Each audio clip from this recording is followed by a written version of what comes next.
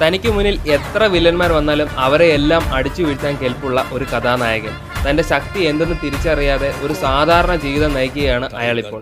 അങ്ങനെ ഇരിക്കുമ്പോഴാണ് അയാൾക്ക് മുന്നിലേക്ക് ഒരു വലിയ പ്രശ്നം വന്നു വീഴുന്നത്. വില്ലന്മാരുമായി നേരിട്ട് ഏറ്റുമുട്ടേണ്ട ഒരവസ്ഥ അയാൾക്ക് വരുന്നു. വില്ലന്മാരാകട്ടെ അതിശക്തരും, സ്വന്തമായ ഒരു ഗോഡൌണും മനുഷ്യരെ ഈസിയായി കൊല്ലാനുള്ള എല്ലാ മെതേഡും അറിയാവുന്നവർ. എന്നിട്ടും നമ്മുടെ കഥാനായകൻ അവരോടെല്ലാം പൊരുതി കഥയിൽ ജയിക്കുകയാണ്.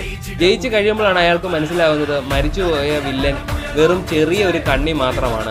ഇനിയും വലിയ വലിയ ആളുകൾ വരാൻ പോകുന്നതേ ഉള്ളൂ. പറഞ്ഞു വരുന്നത് ടെർബോയുടെ കഥയല്ല, നമ്മുടെ ജയിലറിൻ്റെ കഥയാണ്. അടിച്ചു മാറ്റിയപ്പോൾ സകലതും അടിച്ചു മാറ്റി ലാസ്റ്റ് വരുന്ന ക്യാമിയോ റോൾസ് വരെ അവർ അടിച്ചു മാറ്റിയിട്ടുണ്ട്.